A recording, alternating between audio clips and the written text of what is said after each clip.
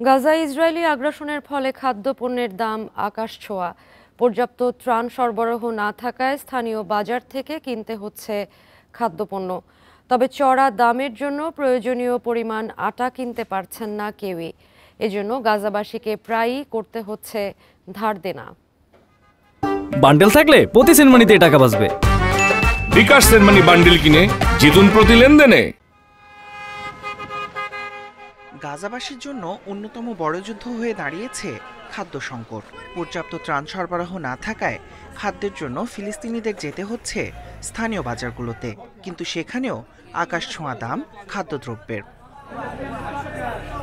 খাদ্যদ্রব্যের দাম এভাবে বেড়ে যাওয়ায় ভোগান্তিতে পড়তে হচ্ছে গাজাবাসীর। বেশিরভাগ পরিবারে উপার্জন না থাকায় হিমশিম খেতে হচ্ছে খাদ্যদ্রব্য কিনতে। অনেক ক্ষেত্রে ধার দেনা করে জোগাড় করতে হচ্ছে অর্থ।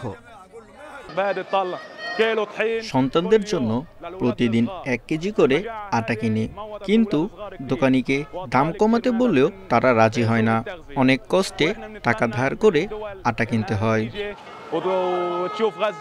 গাজায় বর্তমানে 25 কেজি ময়দার বস্তার দাম দাঁড়িয়েছে $500। এর ফলে আটা ময়দার বদলে অন্যান্য খাদ্যপণ্যের ওপর নির্ভর করতে হচ্ছে।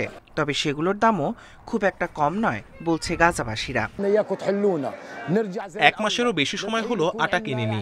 এদিকে 1 কেজি আটা শিশুদের সকালের নাস্তার জন্য খুব বেশি নয়। এর জন্য ডালের উপর নির্ভর করছি, কিন্তু তার দামও কম নয়। অনেকেই বাজারে এসে শুধুমাত্র দাঁড়িয়ে থেকে খাদ্যদ্রব্যগুলোর দিকে হতাশার দৃষ্টিতে তাকিয়ে থাকে।